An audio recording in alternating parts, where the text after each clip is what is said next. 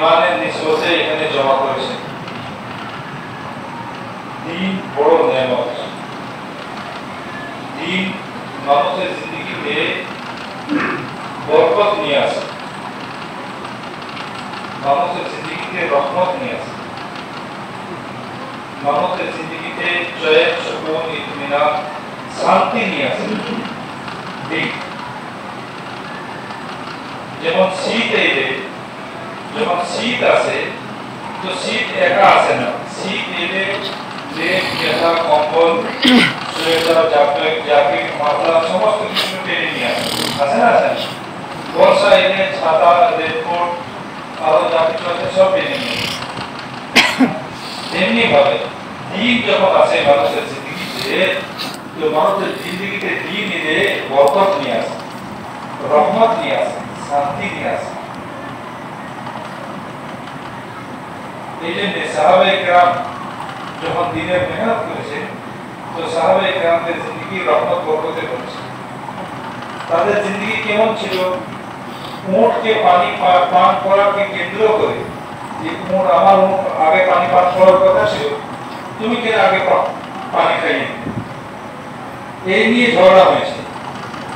2-3 দিন ঝগড়া নয়, 100 বছর ঝগড়া হয়েছে, 100 বছর, 100 বছর। যাদের এরকম মানসিকতা ছিল তারা কি শান্তি পেয়েছে? নিজের ঔরসজাত সন্তান, নিজের ছেলেকে জীবিত অবস্থায় তাকে ক্ষতি দিয়েছে, মাটি মেয়েদেরকে কি করেছে? খুন করেছে।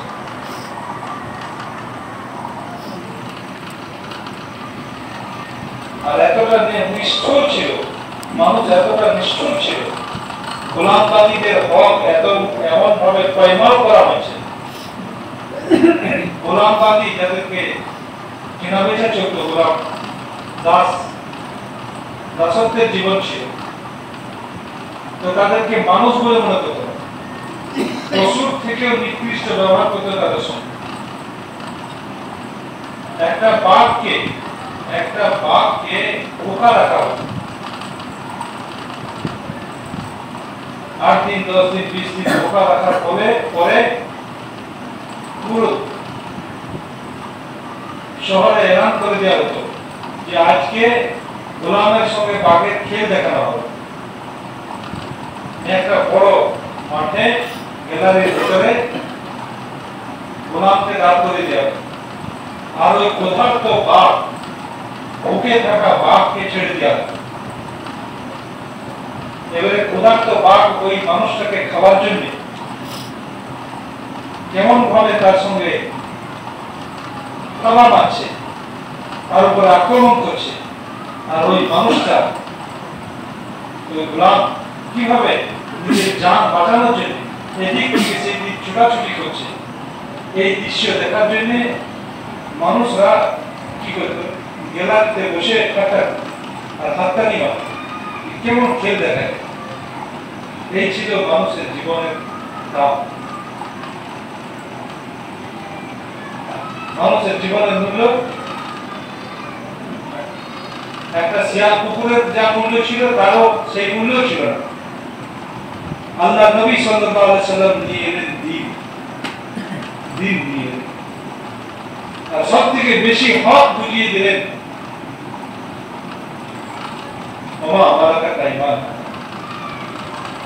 তোমাদের হাতে যে সমস্ত গোলাম বান্দীগুলো আছে তাদের হক আদায় করার ব্যাপারে আল্লাহকে ভয় করো, আল্লাহকে ভয় করো।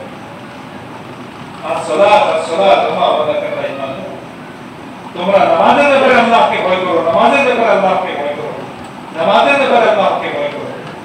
আর তোমাদের হাতে যে গোলাম বান্দীগুলো আছে সেই গোলাম বান্দীদের হক আদায় করো।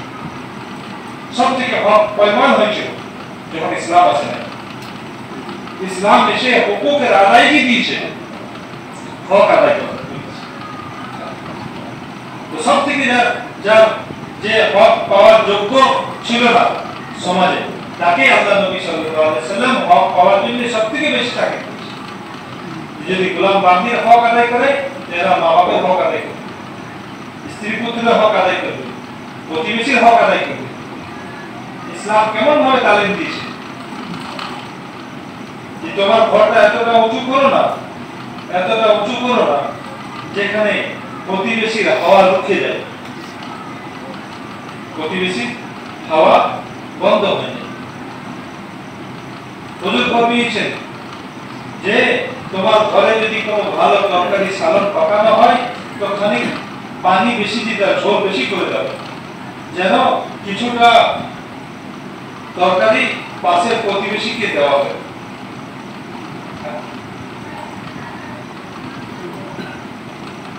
তো বাজার থেকে ফল ফ্রুট নিয়ে এলে প্রতিবেশী বাচ্চা ছেলেদেরকে দাও, আর যদি দিতে না পারো তো কলাগুলো খেয়ে কলার ছালটা যেন বাইরে ফেলে না দিও, যেটা প্রতিবেশীর ছেলেরা দেখে ব্যথা পাবে। তাদেরকেও কলা খেতে মনে হবে, ফল খেতে মনে হবে, আর তাদের ফল কেনার পয়সা নেই, এরকম ভাবে তাদেরকে কষ্ট দিলেন। আল্লাহ নবী সাল্লাল্লাহু আলাইহি ওয়াসাল্লাম প্রতিবেশীর হকটা কতটা বুঝিয়েছেন। ইসলাম এসে কি নিয়ে এসেছে? এই আপসের প্যার মহব্বত উলফত নিয়ে এসেছে। আপসের মধ্যে কি নিয়ে এসেছে? ভাইচারা কায়েম হয়েছে। তো ইসলাম যখন আছে, দ্বীন যখন আছে মানুষের জিন্দেগিতে, দোস্ত বুজুর্গ, দ্বীন যখন আছে মানুষের জিন্দেগিতে, তো দ্বীন সমস্ত রকম রহমতকে খিঁচে নিয়ে আসে, সমস্ত রকম বরকতকে খিঁচে নিয়ে আসে। হযরত আবু হুরায়রা রাদিয়াল্লাহু তাআলা ভুকা থাকতেন, মসজিদে নববীতে পড়ে থাকতেন, চৌকাঠে পেটটা লাগিয়ে পড়ে থাকতেন। মানুষরা মনে করতেন যে মৃত্যু রোগ হয়েছে, কাঁধে পা দিয়ে বেরিয়ে যেতেন। আল্লাহ তাআলা বরকতের খাজানা খুলে দিলেন। দুইবার আবু হুরায়রা রাদিয়াল্লাহু তাআলা গভর্নর হয়েছে, আর রেশমি কাপড় দিয়ে নাক সাফ করছে। রেশমের কাপড় দুনিয়ার মধ্যে সবথেকে মূল্যবান কাপড়, সবথেকে মূল্যবান কাপড়। নাক সাফ করার জন্য আমাদের যে কাপড়টা থাকে সেটা কত দামের হয়? 10 টাকা না 20 টাকা? 10 টাকা 20 টাকা দামের রুমাল যদি কিনতে যায় না, যেটা পকেটে রাখি নাক সাফ করার দিকে, মুখ সাফ করার দিকে, তো বলে তো আমরা 10 টাকা দাম, 10 টাকা দাম হয়েছে। তো 10 টাকা না 20 টাকা, সব থেকে কম দামি কাপড়টা 10-20 টাকা কাপড়টা কিনে। আর আবু হুরায়রা ওই নাক সাফ করা কাপড়টা কিনতো দুনিয়ার মধ্যে সব থেকে কিমতি কাপড়। এই হচ্ছে বরকত। বুঝে আসছে ভাই? যে আবু হুরায়রা রাদিয়াল্লাহু তাআলা একজন স্ত্রী লোকের গোলাম ছিলেন, তো ওনার সাইয়েদা, ওনার তিনি সরদার ছিলেন, মানে যার তিনি গোলাম ছিলেন। তো ওই সরদারিনী ওনাকে বলতেন, আবু হুরায়রা তুমি চটি বলতে পারো না? আমি চটি বলতে পারতাম না, জুতো করতে পারতাম, অভ্যাস ছিল না জুতো করার, এমন সারা ছিলেন মানুষ। আর ঘোড়ার উপরে চাপতে পারতেন না, ঘোড়াকে গোশ করে দিত, তারপর চাপতেন, উট গোশ করে দিত, তারপর চাপতেন। তো সেই ভদ্র মহিলা বলতেন যে আবু হুরায়রা তোমাকে নিয়ে খুব দশা, আমি তোমার জন্য অপেক্ষা করবো না, তোমার জুতো করার জন্য দাঁড় করা অপেক্ষা করা হবে না, আর উটকে গোশ করানো হবে। তোমার নিয়ে যেতেন তো ওকে নিয়ে দশা। আল্লাহ তাআলা যখন হযরত আবু হুরায়রা রাদিয়াল্লাহু তাআলা ইসলামের মধ্যে দাখিল হলেন, তো আল্লাহ তাআলা বরকতের খাজানা খুলে দিলেন। ওই মেয়ে ছেলেটা যার তিনি গোলাম ছিলেন, সেই মেয়ে ছেলেটা হযরত আবু হুরায়রার নিকাহতে, সেই মেয়ে ছেলেটাকে হযরত আবু হুরায়রা নিকাহ করলেন, বিয়ে করলেন। তারপর মজা করে বলতেন তার স্ত্রীকে, ওই মেয়েটাকে, এবারে কি হবে? তখন তো বলতেন যে আমার জন্য যুদ্ধ করার জন্য অপেক্ষা করা হবে না, আর ঘোড়া বোস করানো হবে না, এবারে কি হবে? এবারে তুমি আমার বলো। একে বরকত বল। যখন ইসলাম আছে, যখন দ্বীন আছে, তো সমস্ত রকম রহমতকে, বরকতকে খিঁচে নিয়ে আসে। আল্লাহ নবী সাল্লাল্লাহু আলাইহি ওয়াসাল্লাম আবু হুরায়রাকে একটা থলে দিয়েছিলেন, এত সমাজ আর সেখানে কিছু খেজুর করে দিয়েছে।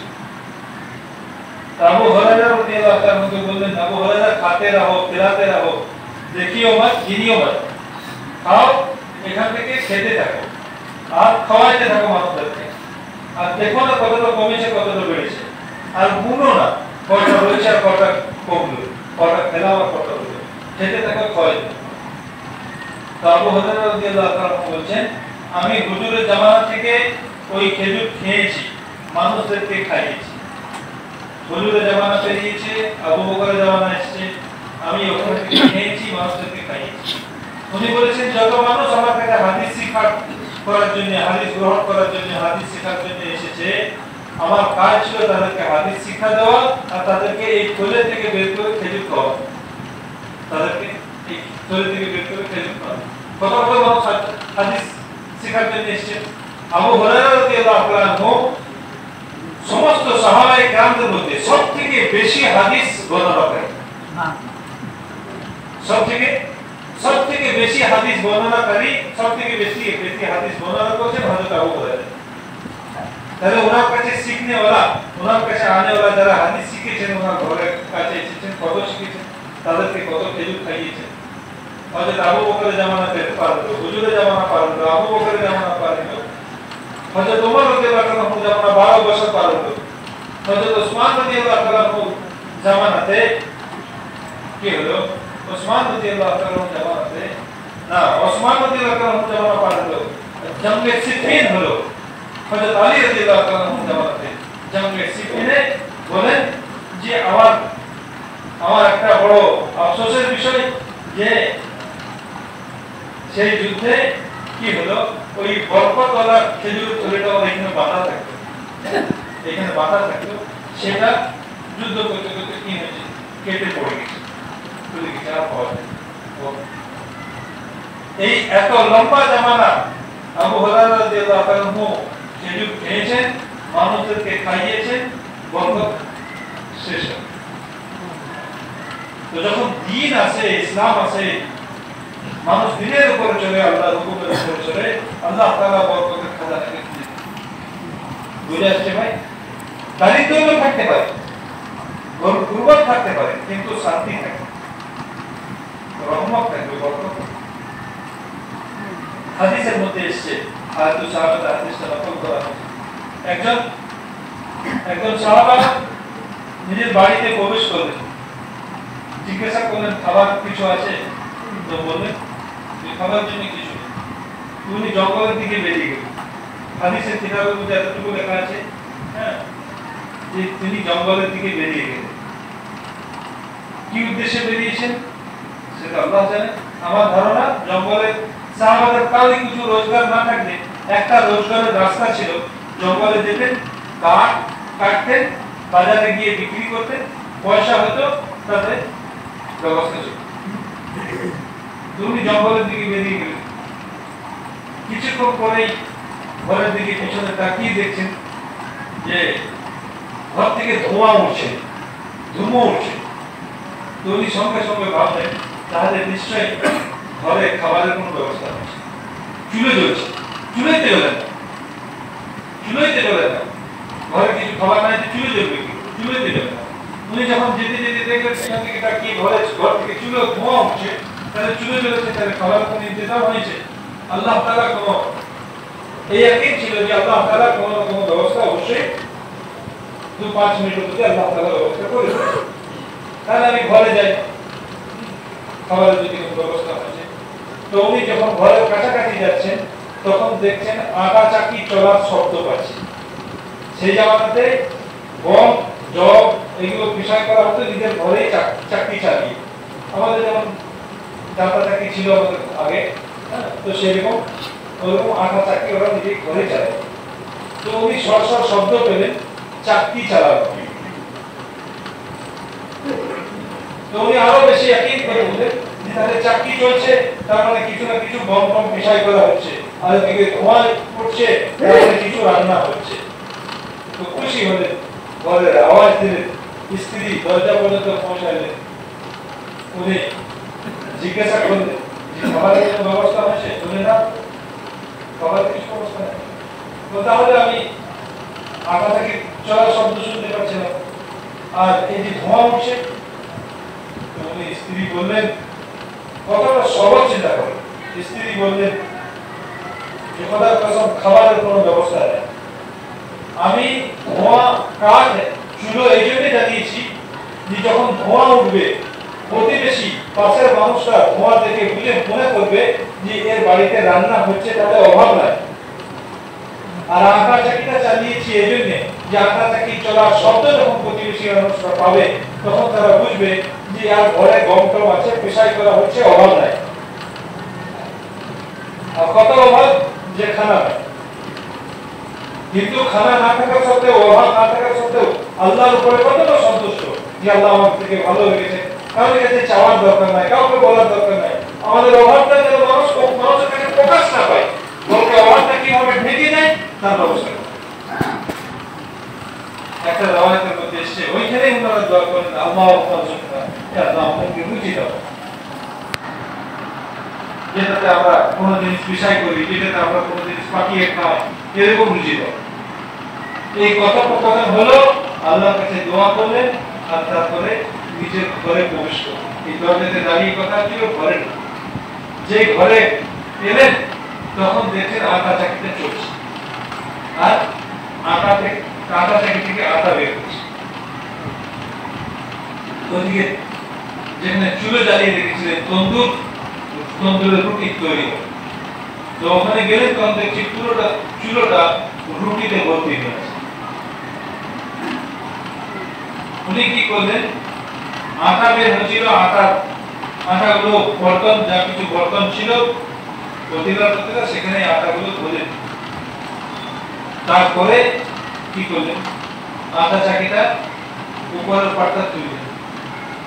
কোথা থেকে কিভাবে বের হচ্ছে, আটা চাকিটা হাত দিয়ে চলা বন্ধ হচ্ছে, ছেড়ে পুড়ে যাচ্ছিল সব ভরে দিবেন।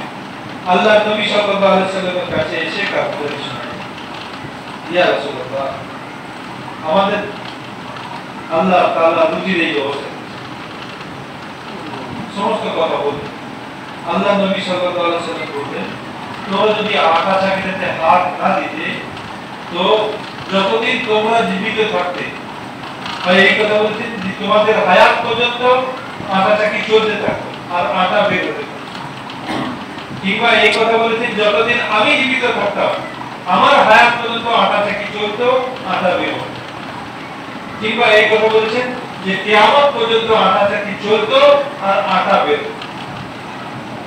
কথা বুঝে আসছে ভাই? একে বলে দারিদ্রতা থাকতে পারে, কিন্তু শান্তি অবশ্যই থাকে। পেরেশান আল্লাহর উপর অসন্তুষ্ট হবে যে আল্লাহ খুশি। আওফ ইবনে মালিক রাদিয়াল্লাহু তাআলা একজন সাহাবা, যুদ্ধের ময়দানে কাফেরদের হাতে বন্দী হয়ে গেছে।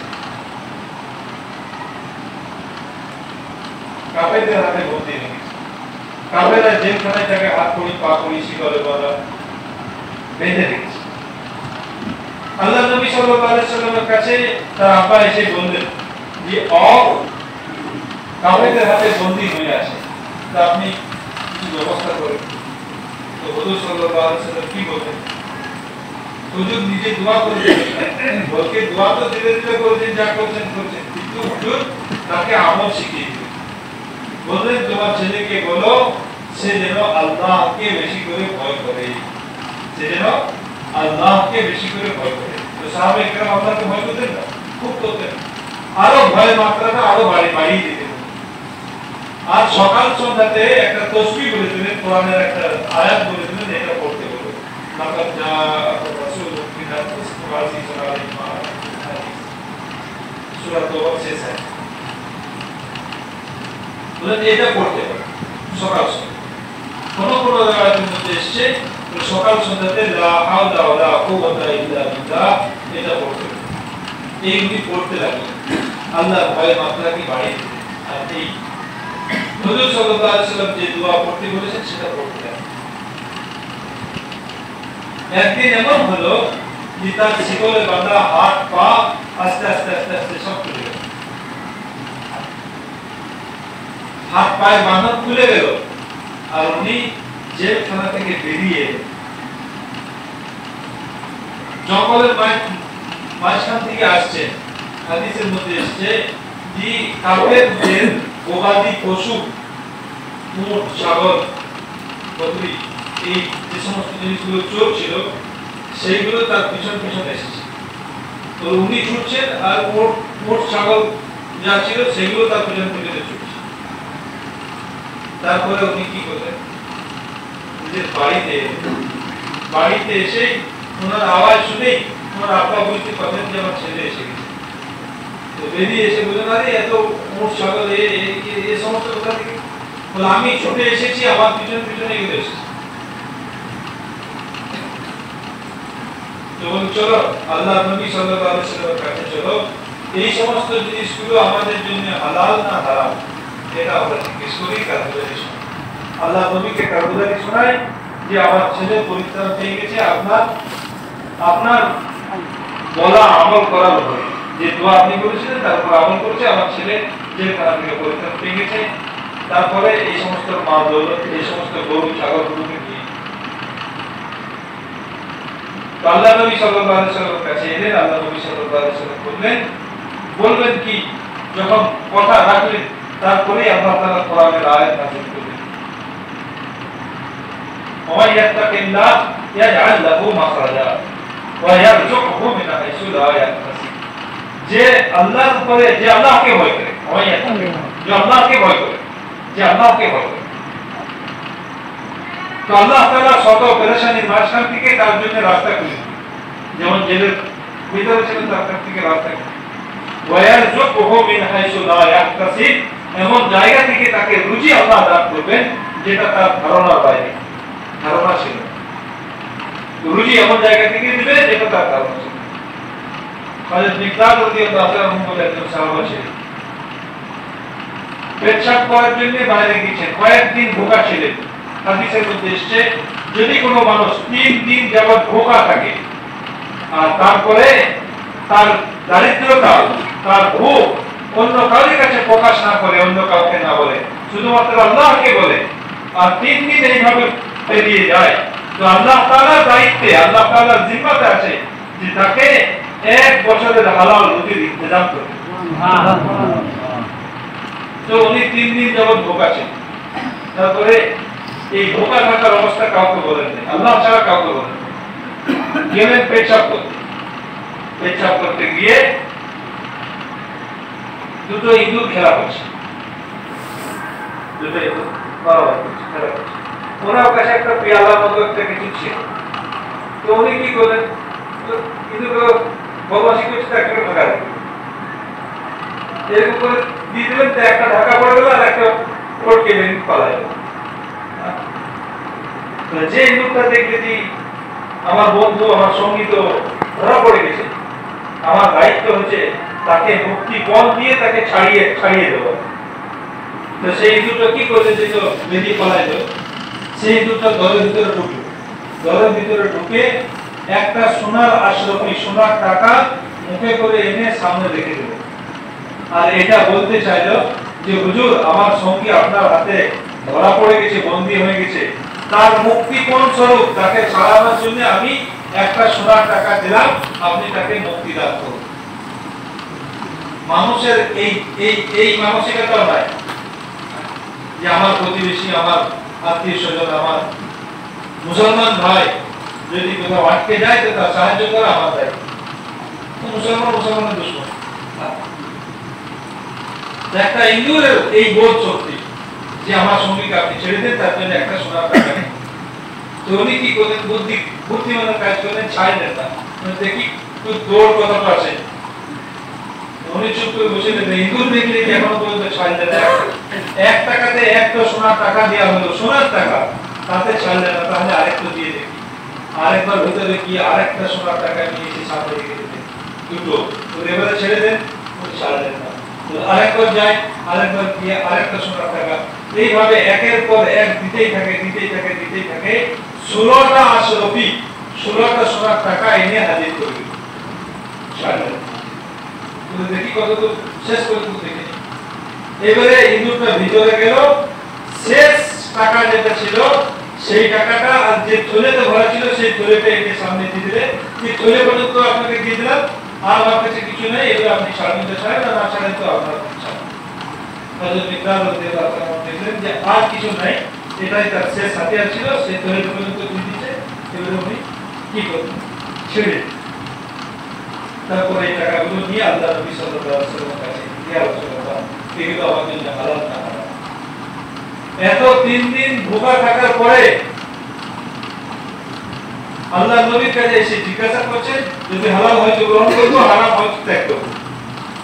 কথা বুঝে আসছে ভাই? আর আমরা পেট ভরে ভোগ পর্যন্ত খেয়েও হারাম মাল যদি আসে তাও তাহকিক করি না যে এটা আমার জন্য হারাম। ভোগা থাকা তো ভাইয়ের দোস্ত বুঝতো, যখন দিন আসে না, তো দিন এলে সমস্ত রহমত বরকতের দিন যখন আসে, সবর যখন আসে, তাওয়াক্কুল যখন আসে, আল্লাহর উপরে ভরসা যখন আসে, তখন এই সমস্ত রহমত বরকত শান্তি নেমে আসে। একজন মেয়ে ছেলে একাকী হিজরত করছেন, উম্মে আইমান রাদিয়াল্লাহু তাআলা একাকী হিজরত করছেন, মক্কা থেকে মদিনা যাচ্ছেন, রোজা অবস্থায় আছেন, কোন ইফতারের কোন ব্যবস্থা নাই, ভোগা অবস্থায় আছে, পিপাসিত অবস্থায় আছে, ইফতারের কোন ব্যবস্থা নাই। মাগরিবের সময় হয়ে গেছে, ইফতারের সময় হয়ে গেছে, তো কোনো দিকে তাকাইলেন না যে পানির ব্যবস্থা কোথা আছে, ইফতারি কোথা করব, পানি কোথা আছে, ঝর্ণা আছে, নদী আছে, সাবমার্সিবল আছে, টিউবওয়েল আছে, কোন পুকুর নদী নালা আছে, কোনো দিকে দেখেন গেল না। সরাসরি আল্লাহকে বললেন যে হে আল্লাহ, আমি পিপাসিত আছি, তুমি পানি পান করো, আমি পিপাসিত আছি, তুমি পানি পান করো। বাস এই কথা বলা ছিল, আসমান থেকে সাদা দড়িতে বাঁধা একটা বালতি নেমে এলো, আর ওই বালতির পানি তিনি পান। তারপরে উনি বলছেন যে আমি খোদার কসম, আরবে বড় বড় দিনে আমি রোজা রেখেছি, গরমের দিনে রোজা রেখেছি, যে পিয়াস লাগলে কেমন কষ্ট পায় মানুষ, তারপর পানি খেলে কেমন শান্তি লাগে, তো সেই পিয়াসের স্বাদটা একবার অনুভব করব, তো খোদার কসম ওই বালতি, আসমান থেকে নেমে আসা বালতির পানি পান করার পরে আমি কখনো পিপাসিত হই, কখনো পিয়াস লাগে। ভাইকে দোস্ত বুঝতো, একে এরকম জিন্দেগিকে বলে শান্তির রহমত বরকতের। একজন সাহাবার নাম এসেছে, যাকে আল্লাহ নবী সাল্লাল্লাহু আলাইহি সাল্লাম ওনার নাম দিয়েছেন সাফিনা, ওনার আসলে নাম ছিল আব্দুর রহমান। উনি একবার সাথীদের সফরে, হুজুরের সঙ্গে সফরে চলছিলেন, আর সাথী থেকে গরম লাগতে লাগলো, কাপড় চোপড় গুলো খুলে ওর ঘাড়ে চাপিয়ে দিলেন। হ্যাঁ, পুরো দুই নিচে উনি সব বোঝাগুলোকে যত সামান ছিল উনি নিজে কাঁধে করে নিয়ে, তো হুজুর সাল্লাল্লাহু আলাইহি ওয়াসাল্লাম বললেন, আব্দুর রহমান, তুমি তো আজ সফিনা হয়ে গেলে, সফিনা মানে নৌকাতে যেমন মালপত্র নিয়ে যায়, তো তুমি তো সেরকম। উনি বলছেন খোদার কসম, এই নাম বলার পরে আমাকে এতটা মহব্বত, এতটা ভালো লাগলো যে আজ যদি আমার দুটো চারটে উটের বোঝা আমার পিঠে চাপিয়ে দেওয়া হতো, তো আমাকে ভারী লাগতো।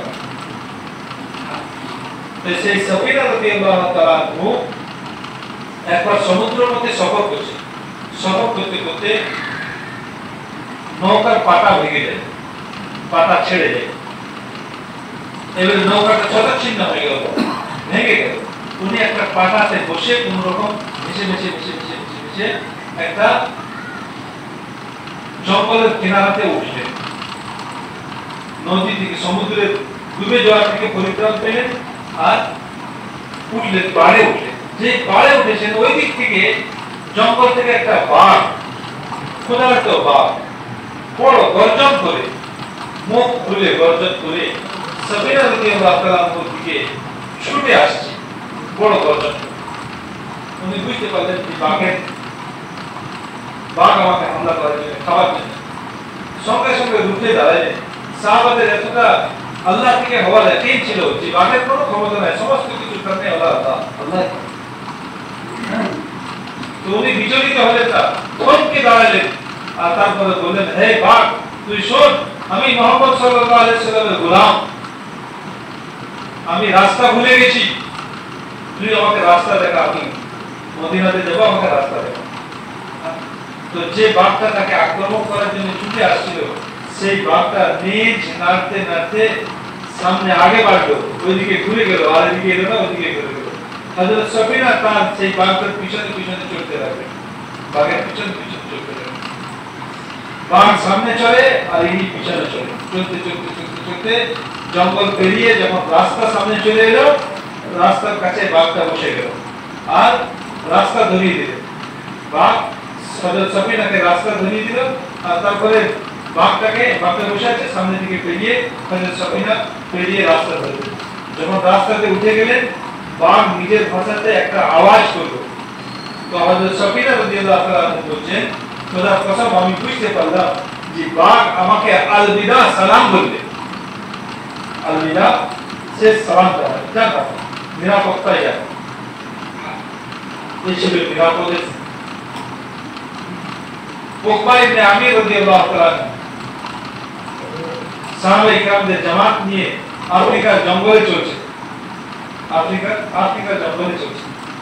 চলতে চলতে চলতে চলতে আফ্রিকার জঙ্গল তো বিশাল বড়, সন্ধ্যে হয়ে গেছে, সামনে কোনো আবাদি নাই, জঙ্গল আর জঙ্গল। যেমন সমুদ্রে তাকাইলে পানি আর পানি দেখতে পাবে, তো আফ্রিকার জঙ্গল জঙ্গলই হবে, আর কোনো জঙ্গল থেকে বেরিয়ে কোনো গ্রামে যাওয়ার কোনো রাস্তা নাই। রাত হয়, বাঘ ভালুক সমস্ত হিংস্র পশু জন্তু সবই আছে। তো সাহাবায়ে কিরামদের একটা সবসময় আল্লাহর উপর এত ভরসা ছিল যে সমস্ত মাখলুক তাদের তাবে ছিল। তো উপায়টা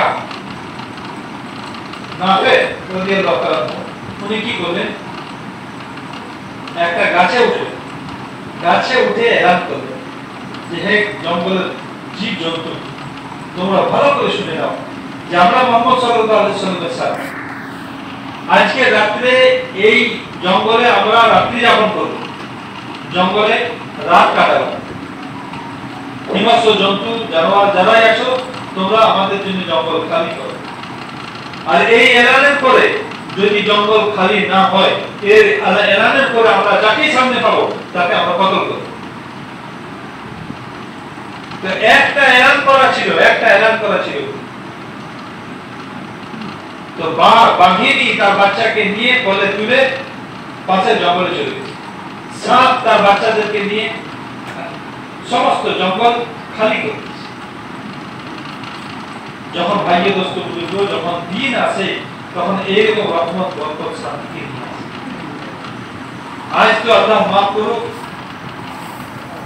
আমার ছেলে আমার কথা শুনছে না, আমার স্ত্রী আমার না করবা, মেয়ে আমার কথা শুনছে না।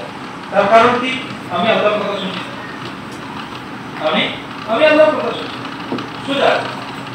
সুজা আমি যদি আল্লাহর কর্মবর্দারি করি, তো আমার ছেলে মেয়েরা সবাই কর্মবর্দারি। একজন বুজুর্গ মিশরা হাফি বলে একজন বুজুর্গ আল্লাহ রবি, প্রথম জমানাতে উনি মদের বাগান ছিলেন। আল্লাহ তাআলা তাকে হেদায়েত দিলেন, সামান্য বাগানতে হেদায়েত। তারপরে উনি কোরআন পড়তে শিখলেন, কোরআনের মানে বুঝলেন। কোরআন পড়তে পড়তে দেখলেন যে কোরআনের মধ্যে আল্লাহ তাআলা বলেছেন, ওয়াজআলনাল আরদা ফিরাশা, আমি জমিনকে মাটিকে বিছানা বানিয়েছি। মাটিটা মানুষদের জন্য বিছানা ছিল। তুমি এই আয়াতের উপরে বহু ফিকির করবে, চিন্তা ফিকির করবে যে আমার ঘরে যে বিছানাটা আছে, আমার ঘরে শোয়ার জন্য যে বিছানাটা করেছি, সেই বিছানাতে আমি তো কখনো জুতো করে চাপি না, চটি করে চাপি না।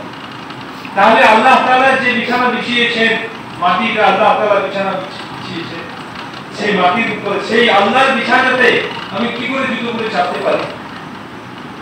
সেদিন থেকে প্রতিজ্ঞা করে নিলেন, আমি আর জুতো করবো না, এই জমিনের বুকে মাটির উপরে জুতো করে চলবো না, আমি খালি পায়ে চলবো। জুতো করে চলাটা কি নিষেধ নাকি, হারাম নাকি, নাজায়েজ নাকি, মাকরুহ নাকি? কিচ্ছু না। বলতে আল্লাহ নবী সাল্লাল্লাহু আলাইহি ওয়াসাল্লাম জুতো পরিধান করেছেন,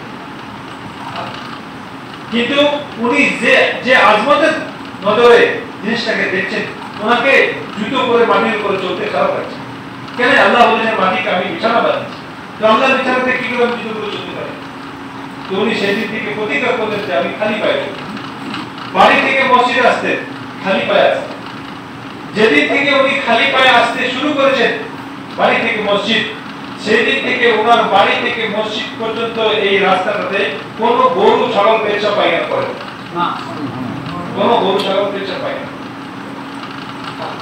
একে বাদশাহ বলে, একে শান্তির জীবন, রহমত বরকতের জীবন একে বলে।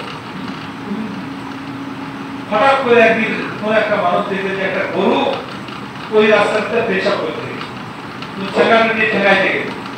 তুই জানিস না বেকুব এখানে আল্লাহর ওলি রাস্তাতে পার হয়, হ্যাঁ তুই পেছাব পায়খানা করে দিলে তার পা নাপাক হবে, উনি মসজিদে আসবেন, আল্লাহর ওলির কষ্ট হবে, এই বলে তাকে ঠেকাইতে গেল লাঠি। তো সঙ্গে সঙ্গে খেয়াল করবে যে আরে গরু ছাগলকে শিক্ষা দেওয়া হয় না, আমরা তো তাদেরকে ট্রেনিং দিই নাই যে এখানে পেছাব পায়খানা করতে নাই, এখানে আল্লাহর ওলি পাওয়া হয়। এই বোধ শক্তিটা তাদেরকে আল্লাহ দিয়েছেন। তাহলে আজকে গরু ছাগল এই গরুতে পেশা পায়খানা করতে লাগলো, তাহলে কি আল্লাহর ওলি দুনিয়া থেকে চলে গেলেন? উনি সঙ্গে সঙ্গে খবর নিয়ে ছুটে তার বাড়িতে গেলেন। যখন কান্নার আওয়াজ পেলেন, তো সেই মুহূর্তে বিশ্বে হাফি আলাইহির রহমান সেই মুহূর্তে ইন্তেকাল করলেন।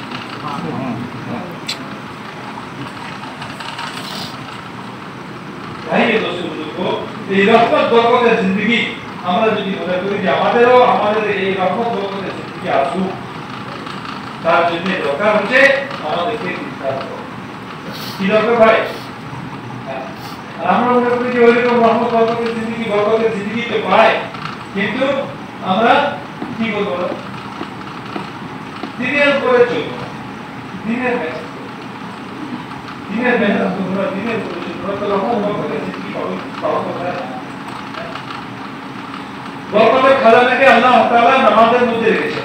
ওয়া বিসসালাত ওয়াসতাবির আলাইহা লা নাসালুকা রিজকা। নবীজি আপনি নামাজের দাওয়াত দেন আর নিজের নামাজের যত্নবান হন। এই দুটো আমল, নামাজের দাওয়াত আর নিজের নামাজের পাবন্দি, নিজের নামাজের ইহতিমাম, এই দুটো আমলের উপরে আল্লাহ নবী সাল্লাল্লাহু আলাইহি ওয়াসাল্লামকে স্বয়ং আল্লাহ তাআলা বললেন লা নাসালুকা রিজকা, আমি রুজি চাই না, নাহনু নারজুকু, আমি তোমাকে রুজি দান করব। তো রুজি কোথা থেকে আসে? আমরা তো মনে করি রুজি মাথা থেকে আসবে, না, পারলে রুজি চলে আসবে। আর রুজি ব্যবসাতে সকালে পয়সা বিকেলে 700 টাকা 800 টাকা লাভ হবে, রুজি তো মাঠে আছে না, ব্যবসাতে আছে। আর আল্লাহ তাআলা বলেন রুজি নামাজের মধ্যে আছে, নামাজের দাওয়াত দেওয়ার মধ্যে আছে।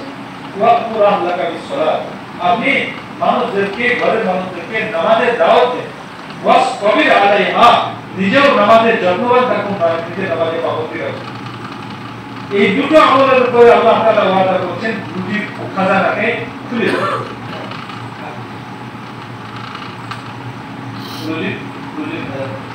এই জন্য মেরে ভাই দোস্তবৃন্দ, আল্লাহ তাআলা আমাদেরকে আল্লাহ আখেরি নবী জনাব রাসূলুল্লাহ সাল্লাল্লাহু আলাইহি ওয়াসাল্লামের উম্মত করে দুনিয়াতে পাঠিয়েছেন। এই আখেরি নবীর উম্মতের দুটো কাজ, একটা কাজ হচ্ছে দোস্তবৃন্দ, একটা কাজ হচ্ছে মানুষ নিজে দিনের উপরে চলা, আর একটা কাজ হচ্ছে মানুষদেরকে দিনের দিকে দাওয়াত দেওয়া। মানুষদেরকে দিনের দিকে দাওয়াত দেওয়া, আল্লাহর কথা বলা, এটা আমাদের জিম্মেদারি, এটা আমাদের জিম্মেদারি। যখন কিয়ামতের দিনে হলনাক মঞ্জর, নিজের দুধ পিতা বাচ্চা শিশুকে মা ভুলে যাবে, মা দুধ পিতা বাচ্চাকে ভুলে যাবে, আর গর্ভবতী নারীদের গর্ভপাত হয়ে যাবে। আর তোমরা মানুষদেরকে দেখবে নেশাগ্রস্ত, অথচ তারা নেশাগ্রস্ত নয়, ওরা কিনা আল্লাহ শাদীদ, আল্লাহর আযাব বড় কঠিন, এই কঠিন আযাবের কারণে তারা দিশাহারা হয়। এইরকম আযাবের কঠিন ভয়ানক সময়ে নফসির আযাব হবে। সেই সময় তিন শ্রেণীর মানুষ, তাদেরকে কোনো হিসাব কিতাব দিতে হবে না, ভয় তাদের আঁচল পর্যন্ত পৌঁছাবে না। দেখবেন তাদের আমল আছে, ভয় তাদের আঁচল পর্যন্ত পৌঁছাবে না। তো কারা? তাদের মধ্যে এক শ্রেণীর মানুষ হচ্ছে দাঈন ইয়াদউ ইলা সালাওয়াত, যারা মানুষদেরকে নামাজের দিকে ডেকেছে। কথা বুঝিয়ে ভাই, যারা মানুষদেরকে নামাজের দিকে ডেকেছে, তাদের কিয়ামতের দিনে কোনো ভয় ভীতি থাকবে না। এটা কে বলছেন? আল্লাহ নবী সাল্লাল্লাহু আলাইহি ওয়াসাল্লাম। হাদিস দেখি সাল্লাল্লাহু আমরা তালিমে বসে না, বাজারে আমাদের তালিম আছে, প্রত্যেক হাদিসের তালিম আছে, ওই তালিমে দিতামই কম দাঁড়ি নিয়ে দুই সালাওয়াত ওই পুকারনে ওরা যে মানুষকে নামাজের দিকে ডাকে, তাকে আল্লাহ তাআলা নির্ভীক রাখবে, তার ভয় নেই। এই যে নামাজের দাওয়াত দেওয়া, দোস্ত বুজুর্গ কাজ করা হয়, 2.5 ঘন্টা মেহনত করা হয়, মানুষদেরকে নামাজের কথা বলা হয় না, হয় না? এই জন্য একটা দায়িত্ব নিজে নামাজের ইহতিমাম করা, আর আরেকটা দায়িত্ব মানুষদেরকে নামাজের দিকে নিয়ে আসা। আমার কমসে কম দরকার হচ্ছে আমার ঘরের পরিবেশটা নামাজি পরিবেশ, আমার ঘরে যেন একটা বেনামাজি না থাকে। হুজুর সাল্লাল্লাহু আলাইহি ওয়াসাল্লাম 7 বছর বয়সে নামাজ শিক্ষা দিতে বলেছেন, আর 10 বছর বয়সে নামাজ না পড়লে মেরেও পড়াইতে বলেছেন। আমাদের এই মসজিদের বিষয় তিনি কয়েকদিন আগেই বলছেন, আমরা তো একটা পর্যন্ত বলছি 7 বছর বয়সে নামাজ পড়তে নামাজ শিক্ষা দিতে বলেছেন, 10 বছর বয়সে নামাজ না পড়লে মেরেও পড়াইতে বলেছেন। তারপর 15 বছর যখন বালেগ হয়ে যাবে, তারপর যদি না পড়ে তো কি করতে হবে? তার কথা আমরা বলি না। শরীয়ত কি বলেছে? 15 বছরের নামাজ বা ফরজ হয়ে যাচ্ছে, তারপর যদি না পড়ে মানুষ, তাহলে কি করতে হবে?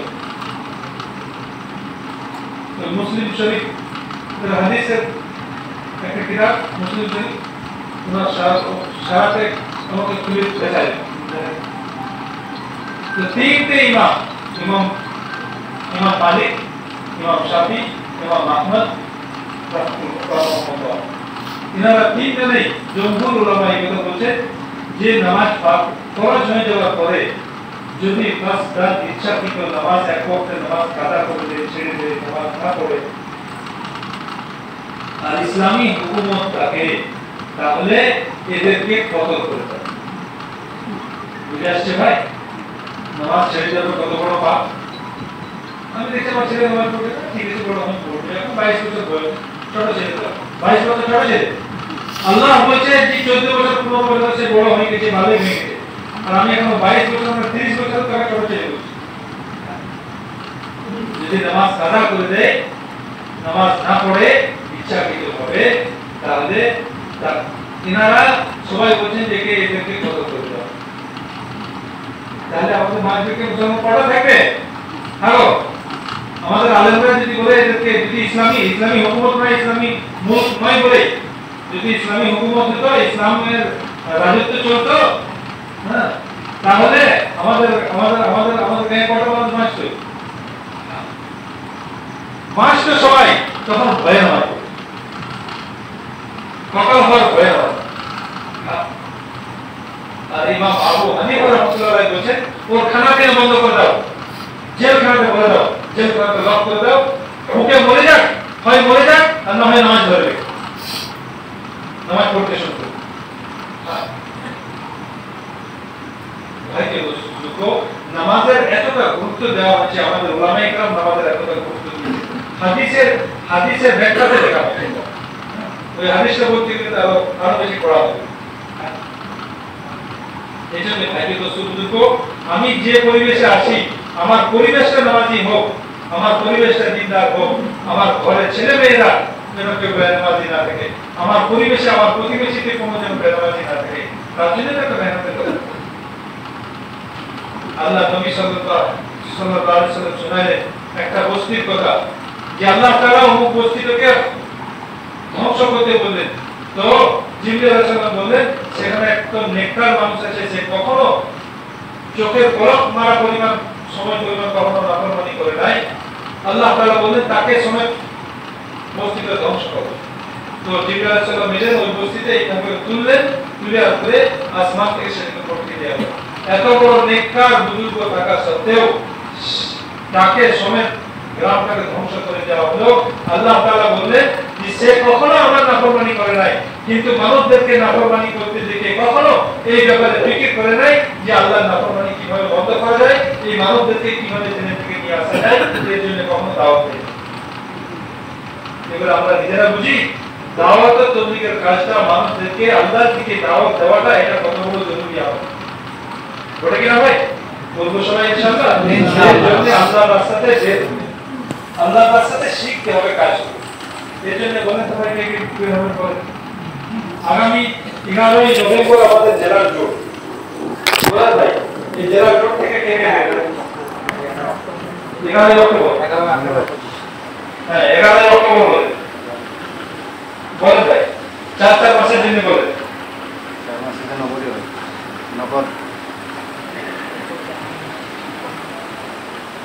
বের হলে বেরিয়ে যাওয়া হবে বের হলে দেখেন যারা চিল্লার জন্য বেরিয়েছিল চিল্লা পুরো হয়ে গেল আমরা অনেকে নিয়ত করেছিলাম যাবো যাবো বলে রেখে দিলাম নাম লিখিয়ে হ্যাঁ মনে করলাম আমরা বড় মানে বেঁচে গেলাম হ্যাঁ 10 কিলো জামা কাপড় আমাকে হাত করতে পারে না আমি বেঁচে গেলাম তো ফেঁসে গেলাম হ্যাঁ এর সময় লেগে গেল ভাই না উঠে যায় এই সময় 10 কিলোর সময় না উঠে ধৈর্য সহকারে বসি আর যে রয়ে গেল সে রয়ে গেল তার সময় লাগবে আর যারা 4 মাসের জন্য বেরিয়েছে তাদের 4 মাসের পর পুরো হতে কতক্ষণ লাগবে কতদিন লাগবে আবার চিল্লার জন্য গেলাম চিল্লা লাগি চিল্লি চলে গেলাম আর যারা 4 মাসের জন্য বেরিয়েছে তারপর চিল্লির মধ্যে 4 মাস পুরো হয়েছে ভাই হিম্মত করে আল্লাহ লাগিয়ে বলেন ভাই হিম্মত করে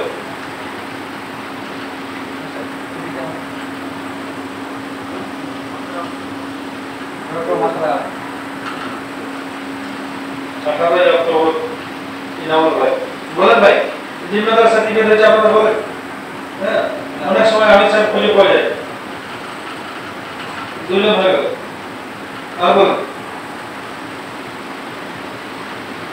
বলেন ভাই হিম্মত করে বলেন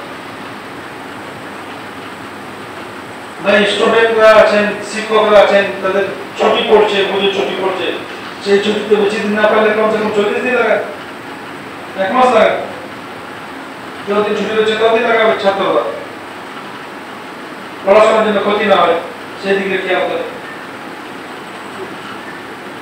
বলেন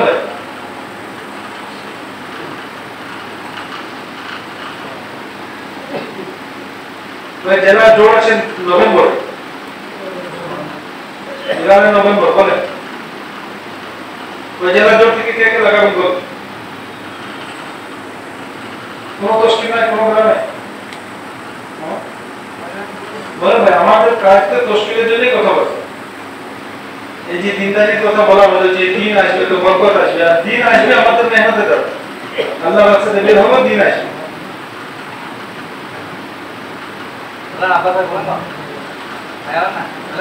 আবার হিম্মত করে অসুখ করে দিতে হবে এবারে মিনিমাম মাস্টার সব বেরিয়ে যেতে সব বেরিয়ে যাবে বারবার সব অসুখ হবে না ইনশাআল্লাহ এবার আল্লাহ ভালো লাগবে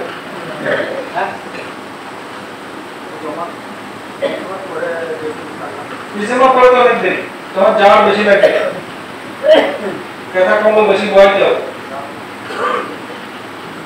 তা হোক এখন পরে যত কষ্ট হবে হোক দেখি তখন দেখা যাবে আর এখন যত আসান হবে হোক তাই যদি বলো তুমি বলো আল্লাহ এরকম বলছি নিয়ে এসছে বলো বলো কমসে কম চিন্তা করে রাখো মাস্টারদের সঙ্গে চিন্তা লেগে যায় বুঝতে পারলে বলো হিম্মত করে বলো হিম্মত করো তুমি নাম লেখা দাও তোমার অসুবিধা হবে ইনশাআল্লাহ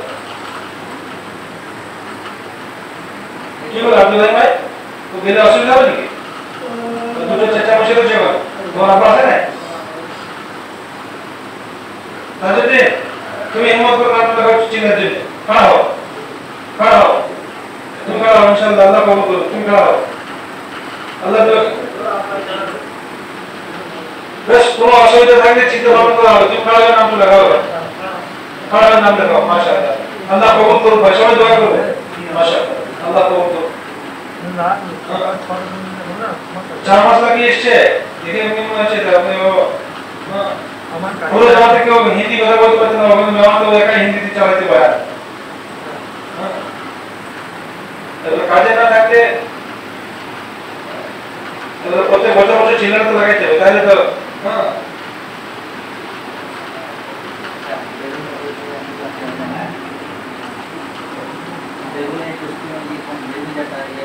ভাই ভাই এখান থেকে বলেন তো কার কার 3 বার 4 মাস লেগেছে? 3 বার 4 মাস লেগেছে আমাদের কলেজে? দুবার কার কার লেগেছে ভাই? দুবার ঠিক দুবার 4 মাস লেগেছে কার কার?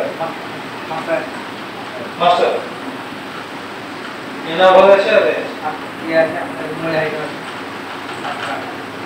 ভাই আপনারা ইয়ে করেন তাড়াতাড়ি আপনারা আরেকবার 4 মাস দুবার অফিস করুন ঠিক আছে আব্দুল্লাহ কখন যাওয়া আসবে হ্যাঁ ইস্তেমা থেকে ইস্তেমা আগে যাওয়া তো মেহনত লাগবে ইস্তেমাতে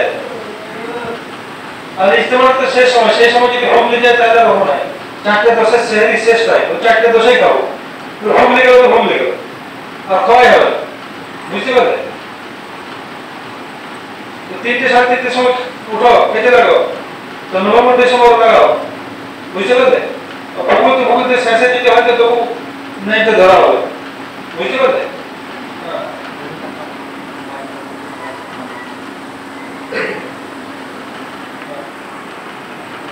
আপনি আছে आपका रात में तो कवर बात का पहुंच रहा है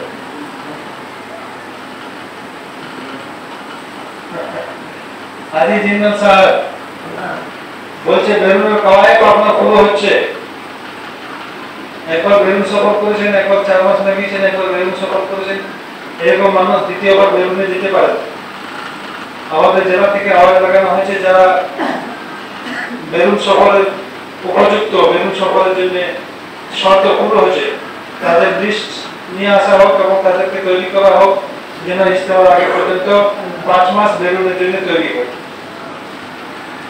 अभी तक चिल्ला लगी है इस्तेमा आगे পর্যন্ত এই কথা বলা হয়েছে কয় জমা করে পাসপোর্ট জমা করে রুট চলে আসবে ঠিক আছে তারপর হয়তো ভিসা আসতে করতে দেরি হবে আর হয়তো 2 মাস 1 মাস সময় হতে পারে শেষ তারিখ হচ্ছে যে ইস্তেমাতে মুসাফা করে দাও তারপর হয়তো ইস্তেমা করে হয়তো কিছুদিন সময় লাগলো তার লড়াই করতে করতে হ্যাঁ তো তার সময় লাগবে কিন্তু এটা আমরা মাথাতে রাখি যে আমি বেলুনে যাওয়ার উপযুক্ত যখন আল্লাহ তাআলা আমাকে করেছেন আমি যেতে পারবো শর্ত পূর্ণ হচ্ছে তাহলে বেলুনের একটা সফর হওয়া আমার দরকার আল্লাহ আপনাদের কবুল করুন বহুত বড় সফর লম্বা সফর করেছেন আমেরিকা গিয়েছেন বহুত লম্বা খরচ ছিল লম্বা সফর ছিল 26 ঘন্টা দিল্লি থেকে 26 ঘন্টা প্লেনে মক্কা যেতে তো 6 ঘন্টা লাগে হজ করতে যায় 6 থেকে 7 ঘন্টা লাগে আর ওনারা যেখানে গিয়েছিলেন আমেরিকাতে তো দিল্লি থেকে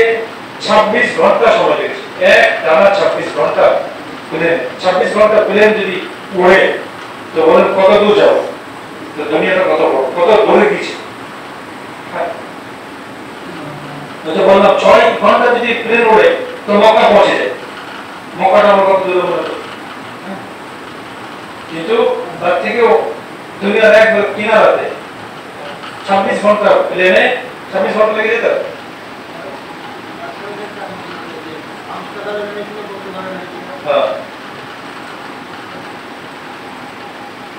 আবার নিয়ত করেন আবার ঠিক আছে ইনশাআল্লাহ নিয়ত আছে ইনশাআল্লাহ নাম লেখেন আল্লাহ কবুল করুন পাসপোর্টে দেখেন টাইম রয়েছে না পাসপোর্ট রিনিউ করতে হবে রিনিউ করবে পাসপোর্ট তো বহুত বড় হাতিয়ার আর আমাদের যাদের 4 মাস লেগেছে তারা সবাই আমরা পাসপোর্ট বানাই আল্লাহ দিলে আসতে রাস্তা ভাই মাস্টার হাতে 40 দিন লেগেছে কাকা ভাই সফর আছে সময় সফর আছে আমাদের 40 দিন লেগেছে 10 দিন কাকা লেগেছে ভাই মাস্টার হাতে 10 দিন और ना क्यों वैसे 10 पता को আমরা যে কাট লাগি वो चिन्ह पासपोर्ट बनाते हुए 4 मास पासपोर्ट तो कर देवे हो बोल दे 4 मास पेमेंट चिन्ह मास्टर चिन्ह होते और 10 दिन বেরোতে পারে 10 दिन মাস্টার হাতে বেরোতে পারে ভাই 10 দিন মাস্টার হাতে জন্য বলেন তো কে কে বেরোবে যাদের 3 বার 3 দিন লেগেছে যাদের 3 বার 3 দিন লেগেছে 10 দিনের জন্য বেরোতে পারে আবে কয় खड़ा हो तुम खड़ा हो और तुम 3 दिन आगे 3 दिन लगे ठीक है दो बार मैच है बस 3 দিনের জন্য বলে ভাই মশলা 3 দিনের জন্য বলে ঠিক আছে ভাই ঠিক আছে যে কোনো মানুষ যে কোনো সময় বেরোতে পারে যাদের সময় লেগেছে লাগে নাই যে কেউ বেরোতে পারে 3 দিনের জন্য নিজের মাকে নিয়ে নিজের স্ত্রীকে নিয়ে বিবাহিত বোন বিবাহিত মেয়েকে নিয়ে 3 দিনের জন্য বেরোতে পারে বলি কে যাবো আমিনুল ভাই আমি আপনি আর বলেন ভাই দেখুন না এই দিলাম আমাদের আইকুজা থেকে অনেক কামাত তৈরি আছে কে বলছেন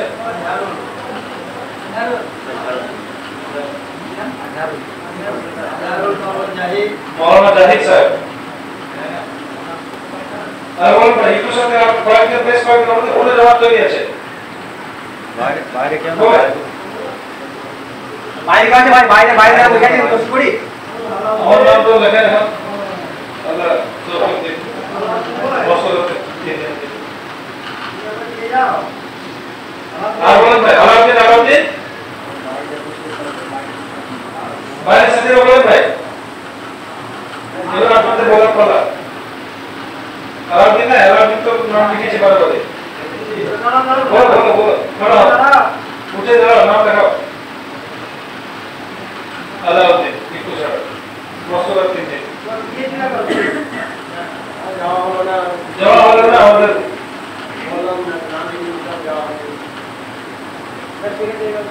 যে সময় আমি তৈরি হলাম যে সময় সাথী তৈরি হলো না আর যে সময় ওরা তৈরি হচ্ছে সে সময় আমি পাচ্ছি না এরকম করে জবাবটা আর কেউ বলছেন ভাই 3 দিনের জন্য বাকি মতো লাগবে না 3 দিনে কি করবে ছজন হয়েছে এটা কত ডেট করো যেটা কোনো হয় না আপনাকে নিয়ে করা বাকি মিলতে হবে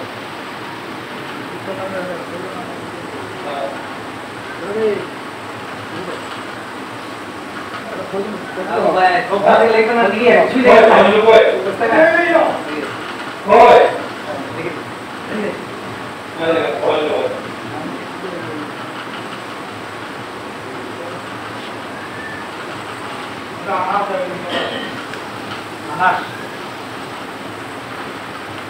আমাদের এক বছর থেকে একটা জমা আছে তোমার একটা মেসেজ লিখে যদি জমা থেকে ভাই এনারা মজলিসের পর বসো হ্যাঁ একসঙ্গে বসে একটা ডেট করবো ঠিক আছে ভাই বাড়ি থাকার জন্য বলেন তো মসলাত জামাত রাখার জন্য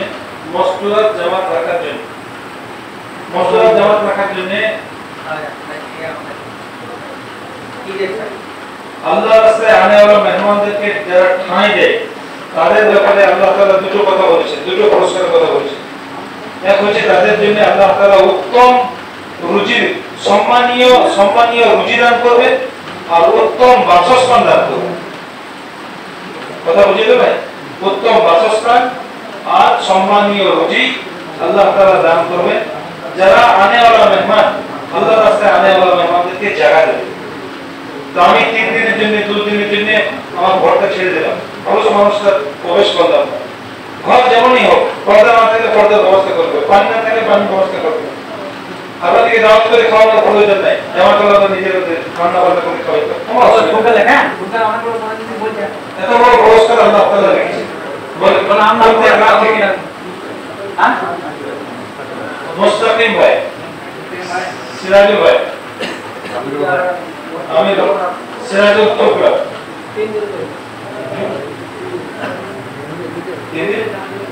জবাব দেন বেশ 3 দিনের জবাব জলদি সিরাজুল আমি হ্যাঁ জহির হ্যাঁ সব বাড়ি হবে মৌলানা জহির বাড়ি আমাদের খুব চাইছে আজকালকে খুব চাইছে কিন্তু জমা বুধবার দিন যায় এতে বুধবার টাকা রেখেছি বুধবারে নিজেরা যেতে পারলে খুব ভালো হবে এবার অনুমোদিত তাই তাও তো বলা যাবে তোমার কটা পারে আগে লাগবেন আমাদের এমনি দেখে লাগবেন না যে গ্রামে জামাত পৌঁছায় না সেই গ্রামে খুব দরকার। নতুন নতুন নতুন বাড়িতে দরকার। আর আমরা বলুন না যারা সবুজ বলছো সবুজ বলছো তোমার কথা দাও লেখা লেখা ওরকম জায়গাতে দরকার, খুব দরকার।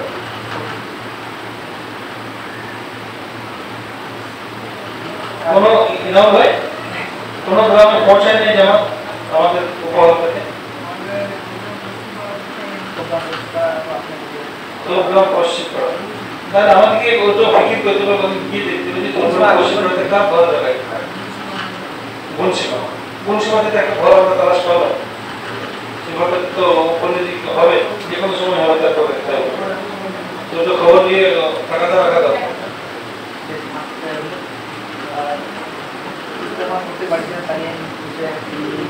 ভাই এটা আমাদের ইজতেমার জন্য একটা আয়োজন করা হয়েছে যে ইজতেমার আগে আগে প্রত্যেকটা পুরুষ যত গ্রামে মানুষ আছে সবারই 3 দিন লাগবে, সবারই 3 দিন লাগবে। 3 দিন যদি দাওয়াতের নিসবতে 3 দিন মসজিদে থাকা হয়, 3 দিন এই দিনী লাইনে কথাবার্তা শোনা হয়, তো আমার ভিতরটা স্প্রে হয়, যত খারাপ জিনিস আছে সেগুলো বের হবে। আর আমার জেহেনটা আমার দিল দিমাগটা দিনী লাইনের জন্য তৈরি হয়। যার জেহেন ওয়াশ হয়ে যায় না সে সেদিকে হয়ে যায়। তো আমার জেহেন দিল ও দিমাগ যদি কি হয় দিনটাকে মেনে নেয় তাহলে আমি দিনদার হয়ে যাব। দিনদার হলে রহমত বরকত আসে।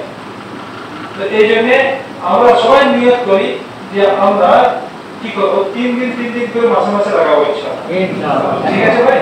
আর গ্রামে মেহনত করে প্রত্যেকটা মানুষের যেন 3 দিন লাগে আর প্রত্যেকটা বাড়িতে যেন তালিম শুরু হয় তার জন্য মেহনত করবো। এই জন্য বলেন ভাই 3 দিন কে কে লাগাবেন বলেন তো? তুমি ভাই বলেন 3 দিন কে কে লাগাবো? সবাই এলাকা করছে তো নাম লেখা হচ্ছে না, আপনারা নিজেরা নিজেদের মসজিদ ও জামাতের সাথীদের কাছে জামাত কখন বের হচ্ছে সেটা খবর নিয়ে আমি এখানে যাব, আমাকে বলবেন সেই তারিখে আমি দেখব। ঠিক আছে ইনশাআল্লাহ? হ্যাঁ বাড়ি তালিম এমনি ভাবে আমরা বাড়ির তালিম নিজেরা ঘরে যে তালিমটা মসজিদে শুনছি এরকম একটা তালিম আমাদের ঘরে হওয়া দরকার।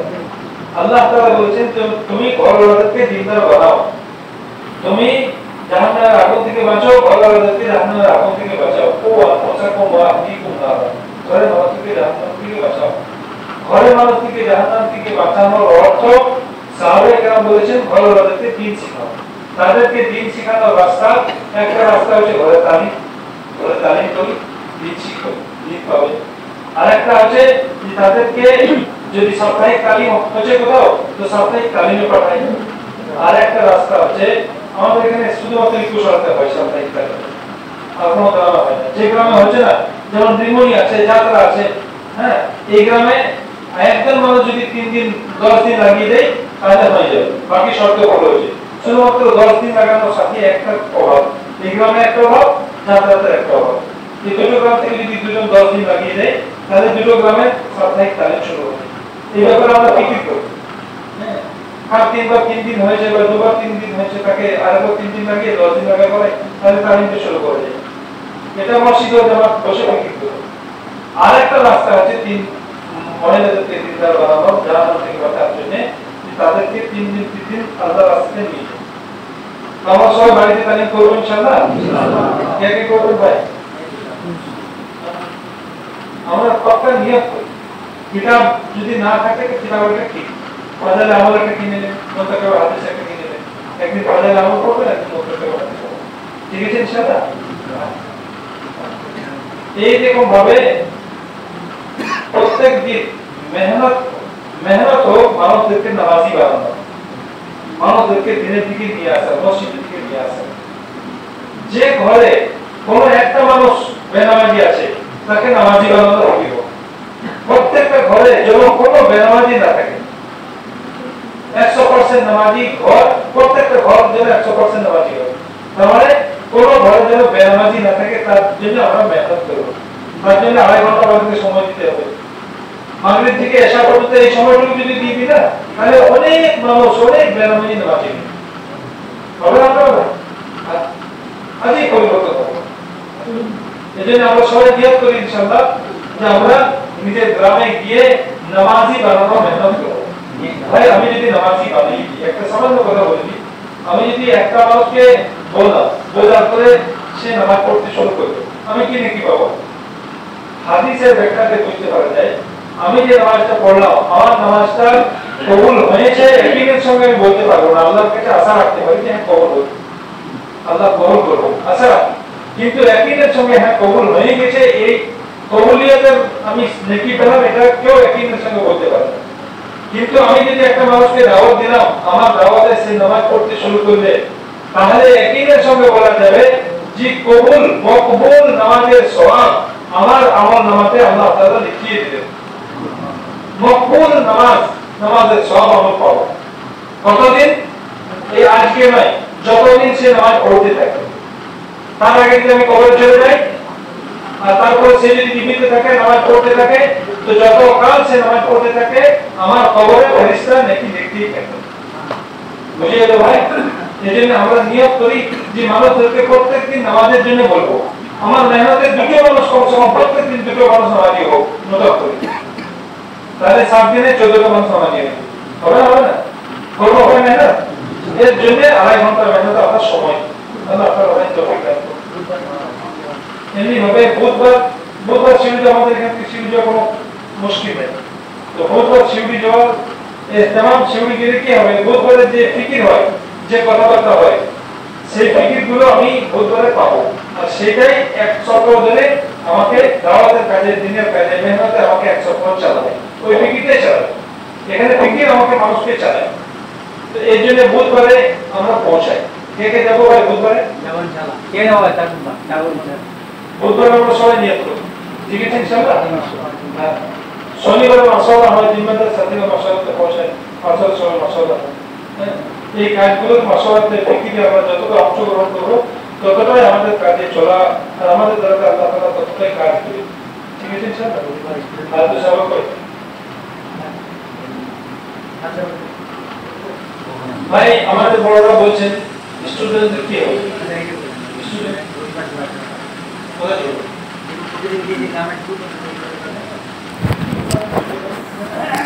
আর বৃহস্পতিবার মধ্যে যাত্রা